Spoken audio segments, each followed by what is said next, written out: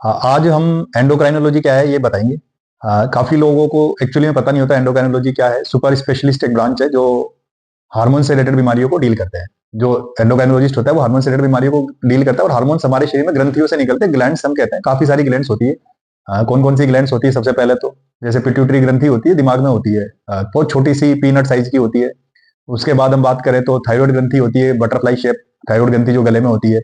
इसके चारों तरफ पैराथायराइड ग्रंथियां होती है, चार। फिर अगर हम आगे जाएंगे तो इंसुलिन जो एक पेनक्रियाज में इंसुलिन बनता है, पेनक्रियाज भी एक ग्रंथि होती है। फिर इसके बाद में एड्रिनल ग्रंथि होती है जो किडनीज के ऊपर होती है। इसके अलावा ओवरीज वगैरह ये भी ग्लैंड्स में काउंटिंग होती है। अब हमें पता कैसे चलेगा कि इनकी बीमारियां कौन सी है? मतलब आम आदमी की भाषा में बात करें तो भी आम आदमी को कैसे पता लगे कि ये बीमारी होने पे हमें एंडोक्राइनोलॉजिस्ट स्पेशलिस्ट के पास जाना चाहिए? मुख्यतः बात करें तो दो बीमारियां तो ज्यादा लोगों को पता है, डायबिटीज और थायराइड।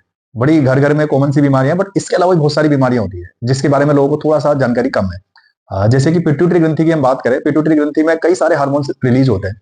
अब उन हार्मोन्स में कई बार कमी हो जाती है, कई बार वो ज्यादा हो जाते हैं। कमी हो जाती है तो अलग बीमारियां होती है, ज्यादा हो जाते हैं तो अलग बीमारियां होती है। पर किसी भी बच्चे की हाइट नहीं बढ़ रही है मान लो, तो शॉर्ट स्टेचर है अगर उस बच्चे को, तो हम कई बार सस्पेक्ट करते हैं कि पिट्यूटरी ग्रंथि से रिलेटेड बीमारी हो सकती है। जरूरी नहीं है, कई सारे और भी कारण रहते हैं। पर इसके लिए एंडोक्राइनोलॉजिस्ट के पास जाना चाहिए।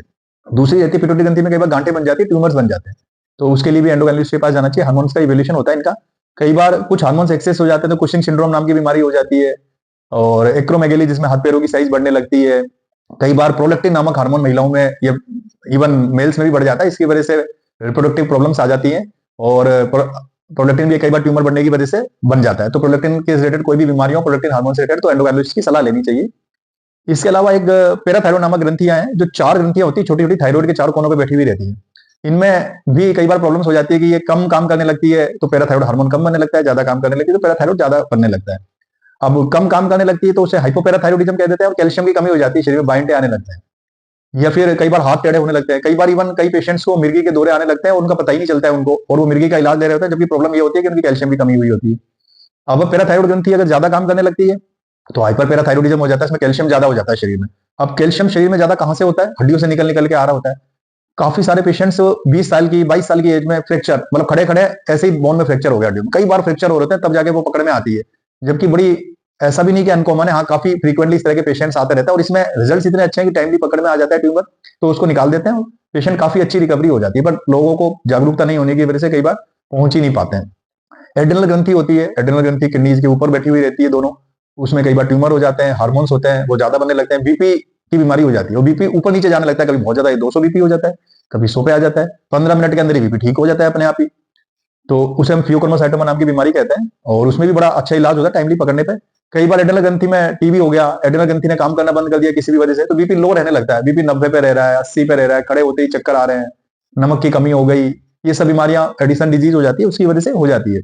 तो एड्रिनल ग्रंथि से बीमारियां भी एंडोक्राइनोलॉजिस्ट ही देखता है। कई बार रिप्रोडक्टिव सिस्टम में कोई प्रॉब्लम होती है कि जैसे बच्चे का नहीं होना, इनफर्टिलिटी, प्रोलैक्टिन हार्मोन का बढ़ना, ये सब भी इसी से रिलेटेड होती है। बट इसमें कुछ और बीमारियां भी होती है, डिलेड प्यूबर्टी, जैसे छोटे छोटे बच्चे हैं जिनमें एक टाइमली प्यूबर्टी आनी चाहिए 12 साल 10 साल हर मेल्स फीमेल्स के हिसाब से, वो नहीं आती है, तो भी हार्मोनल कॉज होता है। कई बार प्यूबर्टी 4 साल की एज में आ गई, 5 साल की एज में आ गई, तो उसका इलाज भी एंडोक्राइनोलॉजिस्ट ही करते हैं।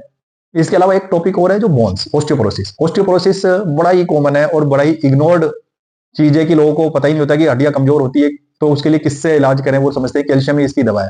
इसके बारे में अपन सेपरेट डिस्कस कर सकते हैं। पर ऑस्टियोपोरोसिस के लिए अगर आपको इलाज कराना तो एंडोक्राइनोलॉजिस्ट से बेस्ट डॉक्टर नहीं है, क्योंकि इसके पहले तो कारण पता करने रहते हैं हमें, क्या एज रिलेटेड कारण है या और भी कोई कारण है, फिर उसके बाद उसका आज के टाइम में बहुत ही अच्छा ट्रीटमेंट संभव है। इसके अलावा विटामिन की कमी, विटामिन डी की कमी, B12 की कमी, ये भी सब एंडोक्राइनोलॉजी के सेगमेंट में आता है। कोलेस्ट्रॉल का बढ़ जाना, तो ये काफी सारे चीजें हैं जो अगर इनमें से संबंधित कोई भी समस्या आपको होती है तो आपको एंडोक्राइनोलॉजिस्ट की सलाह अवश्य लेनी चाहिए। हाँ, थैंक यू। इसके अलावा हमने एक दूर दराज के लोगों के लिए भी एक टेली कंसल्टेशन फैसिलिटी प्रोवाइड की, क्योंकि ये ब्रांच ऐसी है जिसमें इजीली पेशेंट को टेली कंसल्टेशन के माध्यम से देखा जा सकता है। और जो पेशेंट दूर दराज में रहते हैं पर जयपुर कभी आए नहीं है, या किसी बड़े शहर में जाने की संभावना है, या पास में नियरेस्ट एंडोक्राइनोलॉजिस्ट नहीं है और अच्छी सुविधाएं लेना चाहते हैं, तो वो भी दिए गए नंबर पर कॉन्टेक्ट करके टेली कंसल्टेशन बुक कर सकते हैं। बड़ा ही ईजी तरीका है उसका।